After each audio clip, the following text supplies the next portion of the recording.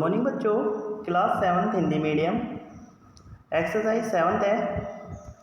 इसमें आज हम इनकी परिभाषा और नियम देखेंगे। तो देखिए फर्स्ट पॉइंट है, यदि एक त्रिभुज की तीनों भुजाएं एवं तीनों कोण दूसरे त्रिभुज की संगत भुजाओं एवं कोणों के समान हो तो दोनों त्रिभुज सर्वांग सम होते हैं।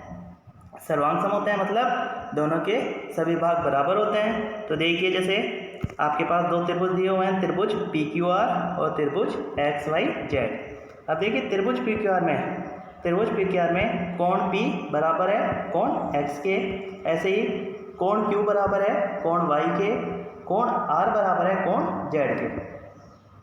भुजा देखते हैं, भुजा QR बराबर है YZ, भुजा RP बराबर है ZX और भुजा PQ बराबर है XY के। तो देखिए दोनों भुजाएं बराबर हैं, तो इनको ये दोनों हो गए अपने पास सर्वांग सम।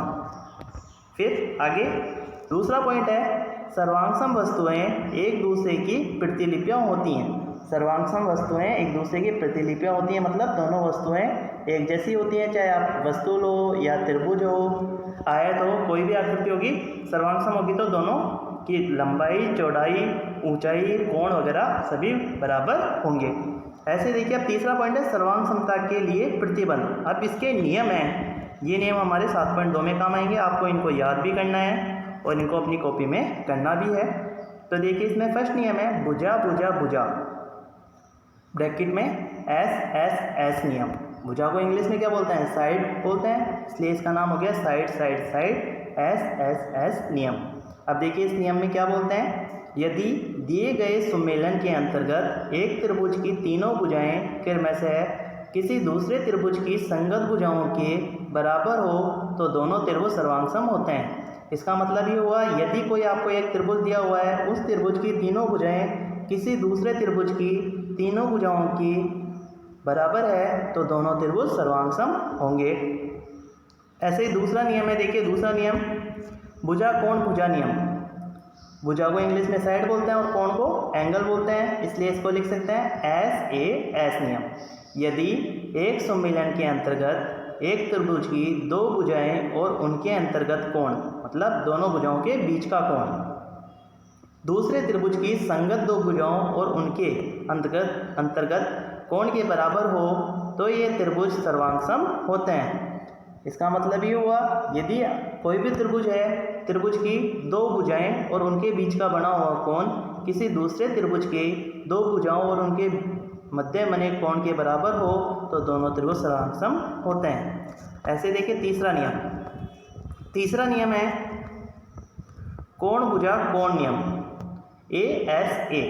यदि एक सम्मेलन में एक त्रिभुज के दो कोण और उनके अंतर्गत भुजा किसी दूसरे त्रिभुज के दो संगत कोणों और उनके अंतर्गत भुजा के बराबर हो तो वह त्रिभुज सर्वांग सम होते हैं।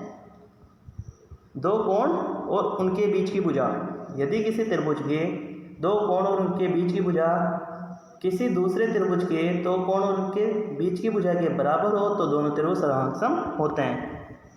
ऐसे देखिए आगे फोर्थ है, इसका फोर्थ प्रतिबंध है समकोण कर्ण भुजा। समकोण को क्या बोलते हैं? इंग्लिश में राइट एंगल R और कर्ण को बोलते हैं हाइपोटेनियस, भुजा को साइड, इसलिए इसको बोल सकते हैं RHS। यदि एक सम्मेलन के अंतर्गत किसी समकोण त्रिभुज का कर्ण और एक भुजा क्रम से किसी दूसरे समकोण त्रिभुज के कर्ण एवं एक भुजा के बराबर हो तो वे त्रिभुज सर्वांग सम होते हैं।